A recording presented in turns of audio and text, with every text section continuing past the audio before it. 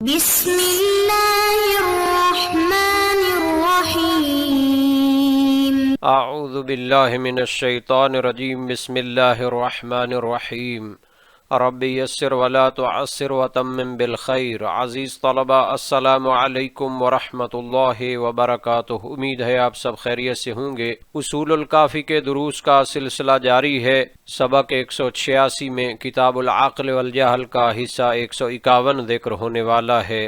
سب سے پہلے خلاصہ جات کو دیکھ لیتے ہیں۔ گزشتہ درس میں حجت الہی کو بیان کیا گیا، نبوت کا حجت الہی ہونا، نبوت کے بعد حجت الہی کا تذکرہ اور عقل کی حجیت کو بھی بیان کیا گیا ہے۔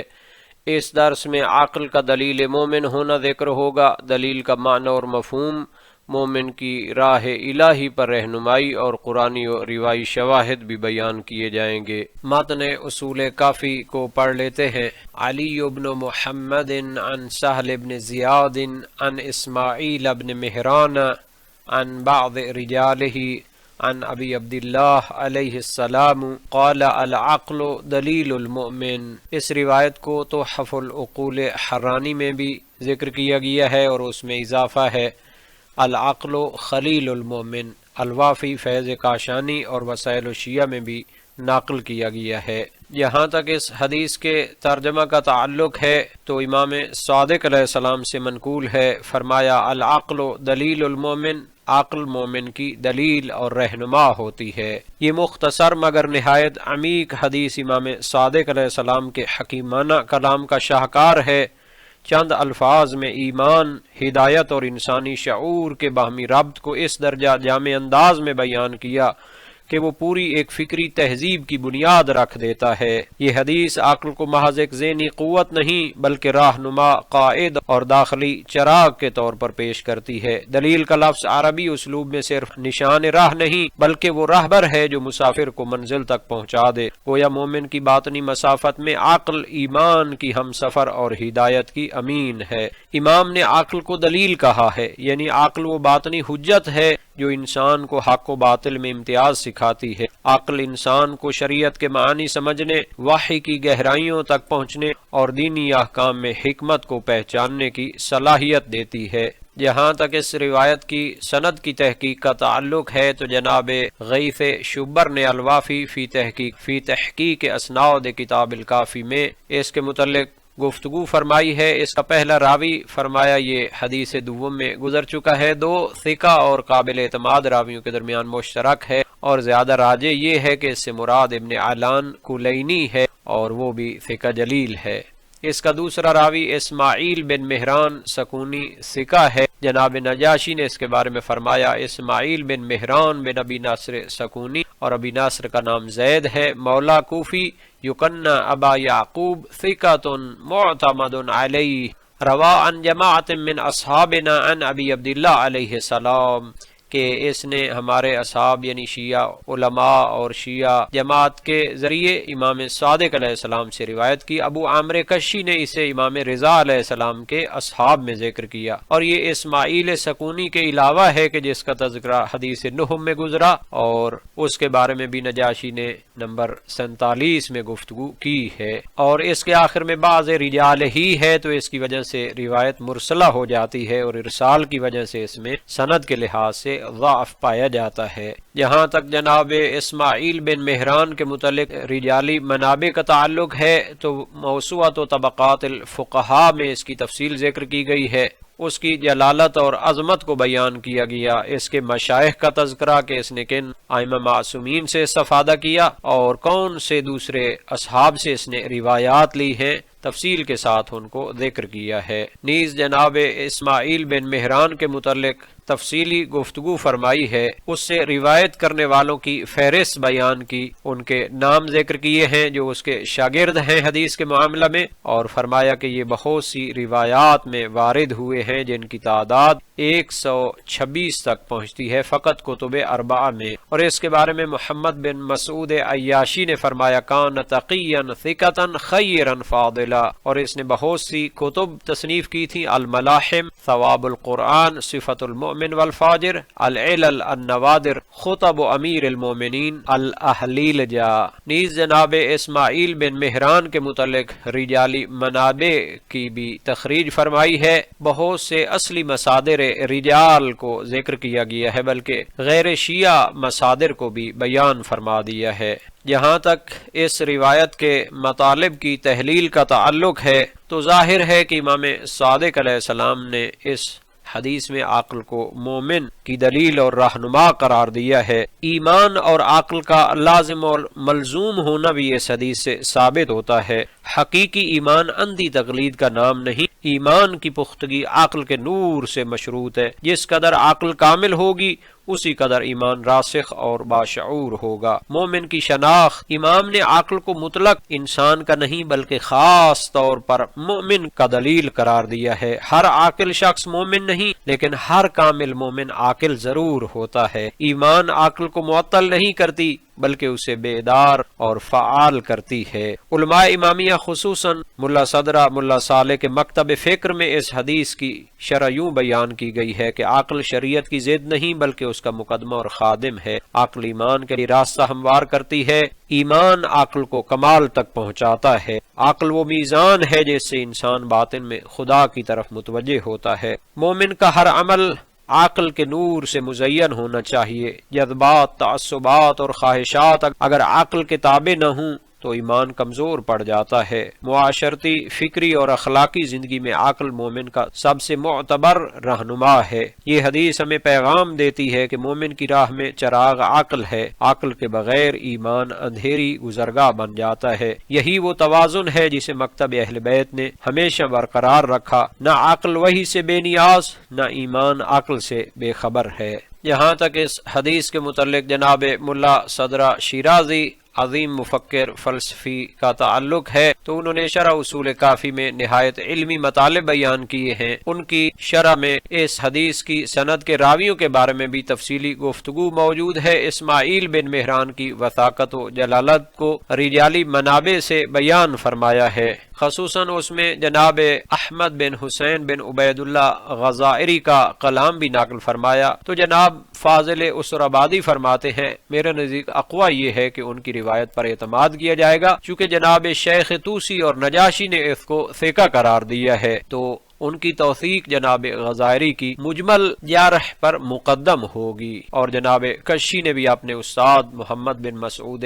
عیاشی، جن کی تفسیر کی کتاب مشہور ہے اور باقی ان کے علمی آثار موجود ہیں، وہ فرماتے ہیں کہ لوگ اس کو جھٹلاتے ہیں مگر وہ تقی، ثقہ اور خیر و فاضل تھے۔ جہاں تک معنی کے لحاظ سے اس حدیث کی شرح کا تعلق ہے تو جناب ملا صدرہ شیرازی اس حدیث کی شرح میں ایمان حقیقی کا ایسا گہرا اور دقیق تصور پیش کرتے ہیں جو محض فقہی یا ظاہری دائرے تک محدود نہیں بلکہ انسان کو قرب الہی اور عالم قدس کی طرف لے جانے والا راستہ متعین کرتا ہے۔ فرمایا اس حدیث میں مومن حقیقی کو مورد بحث قرار دیا گیا ہے۔ مومن حقیقی وہ نہیں جو صرف تقلید، سنی سنائی بات، روایت، گواہی یا حسی و محسوس امور پر ایمان لے آئے، بلکہ مومن حقیقی وہ ہے جو اللہ اور یوم آخرت کو عقل برہانی کے نور سے پہچانے، اس کی معرفت دلیل عقلی پر قائم ہو، نہ کہ صرف موروثی یا سماعی اعتقاد پر۔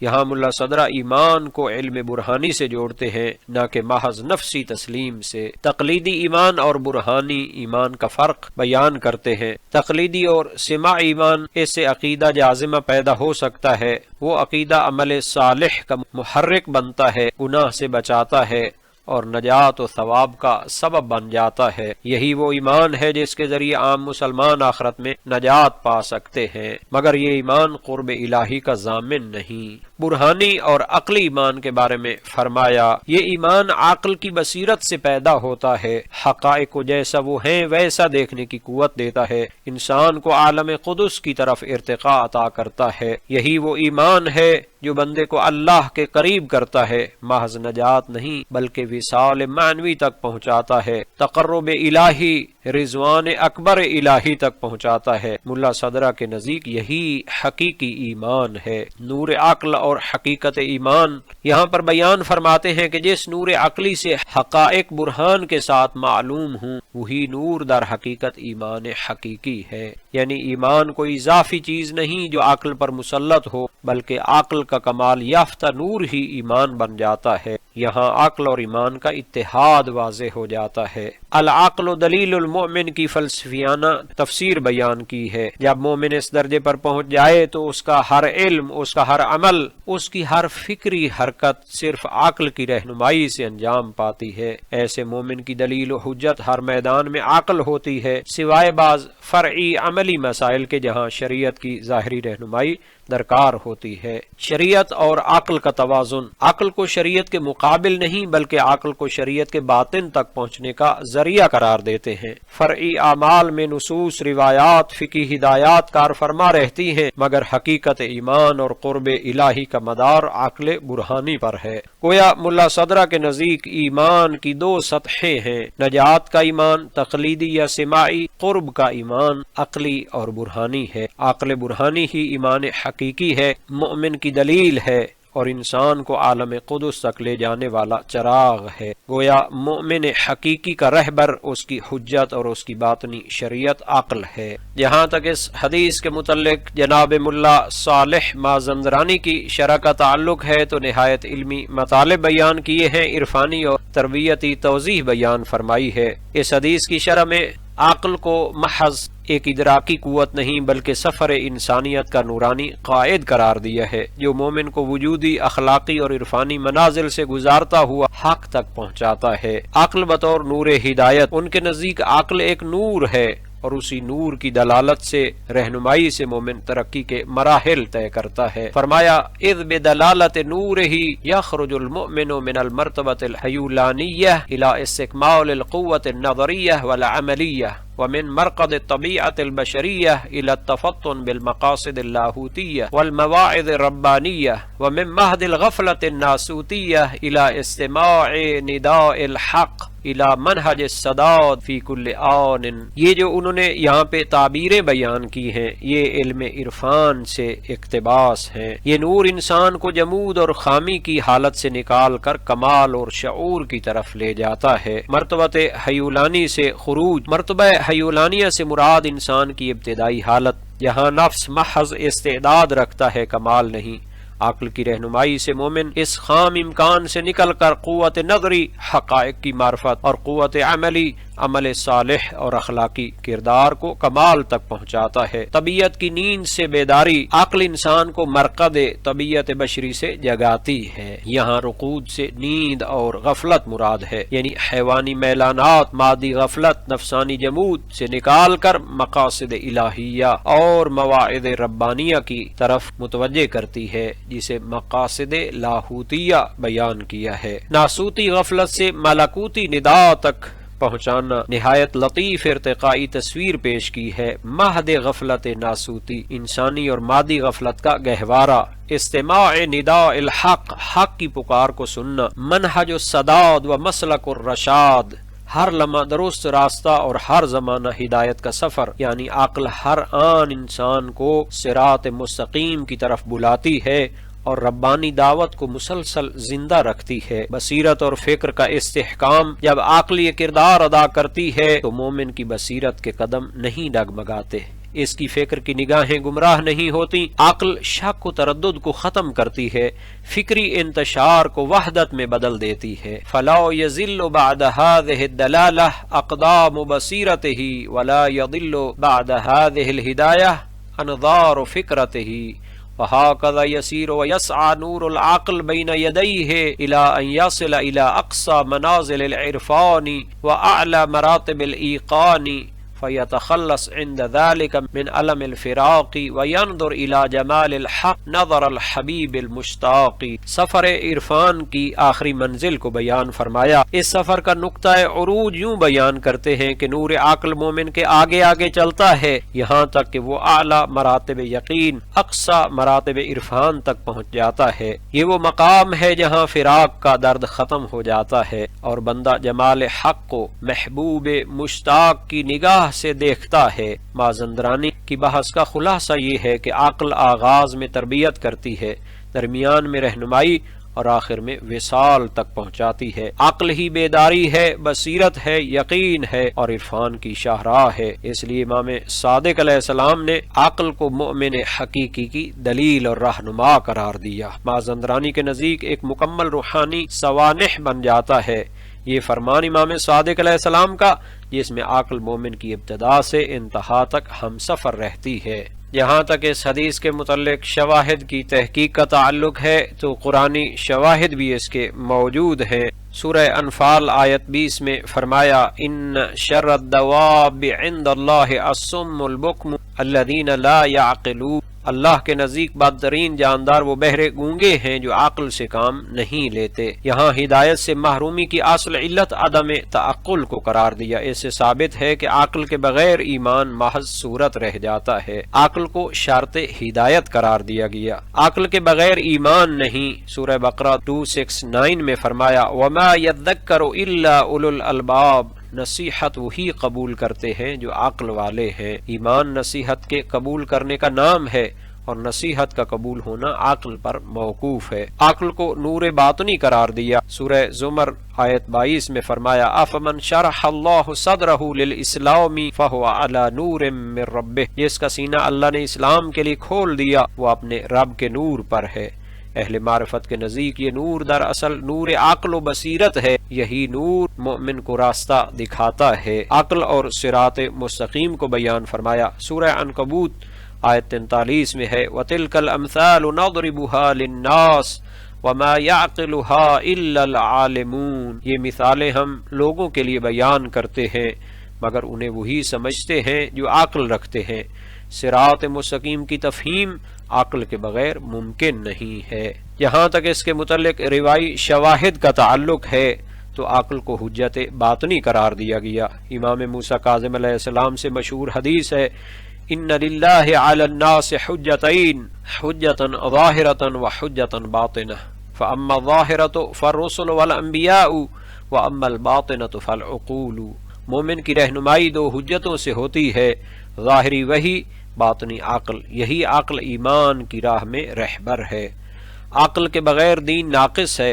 امام صادق علیہ السلام سے منقول ہے، فرمایا لا دین لمن لا عقل لہ، جس بندے کے پاس عقل و شعور نہیں اس کا دین بھی نہیں ہے۔ یہ حدیث صراحت کرتی ہے کہ عقل کے بغیر ایمان حقیقی نہیں، پس عقل مومن حقیقی کی بنیاد ہے۔ امام علی علیہ السلام کا فرمان قیمت کل امرئ ما یحسنہ، نیز فرمایا العقل ما عبد بہ الرحمن واکتسب بہ الجنان، عقل ہی وہ قوت ہے جو عبادت کو صحیح رخ دیتی ہے اور مومن کو جنت تک پہنچاتی ہے۔